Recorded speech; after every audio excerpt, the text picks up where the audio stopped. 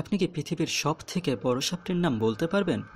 ঠিক বলেছেন, পৃথিবীর সবথেকে বড় সাপটির নাম হচ্ছে অ্যানাকোন্ডা এবং কোনো সন্দেহ ছাড়া অ্যানাকোন্ডা একটি বৃহদাকার দৈত্যাকার সাপ। কিন্তু এই সাপটিকেও বাচ্চা মনে করা হবে যদি আমরা এটিকে তুলনা করি পৃথিবীর সবথেকে বড় সাপের সাথে, যা একসময় পৃথিবী রাজত্ব করে বেড়াতো, এবং সেটি হচ্ছে টাইটানোবোয়া।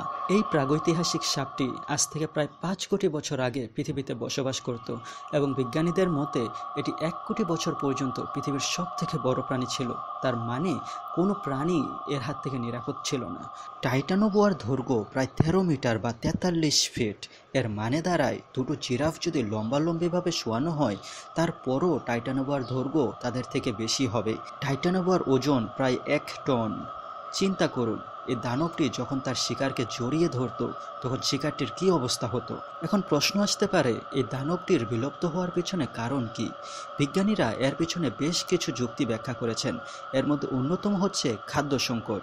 এই বৃহদাকার দানবটির খাদ্যও লাগতো বিপুল, যার ফলে কোনো প্রাণী এর হাত থেকে নিরাপদ ছিল না। যার ফলাফল টাইটানোবোয়ার হাতে শিকার হয়ে দিন দিন প্রাণীর সংখ্যা কমতে থাকা বা প্রাণীরা নিরাপদে অন্য স্থানে পালিয়ে যাওয়া, যার ফলে একটি নির্দিষ্ট সময় পর টাইটানোবোয়া খাদ্য সংকটে ভোগে এবং এটি তাদের বিলুপ্ত হওয়ার পিছনে অন্যতম বড় কারণ হিসেবে দেখা হয়। টাইটানোবোয়া যেই কারণেই বিলুপ্ত হোক না কেন, আমরা ভাগ্যবান আমাদের মাঝে বর্তমানে টাইটানোবোয়া বিদ্যমান নেই।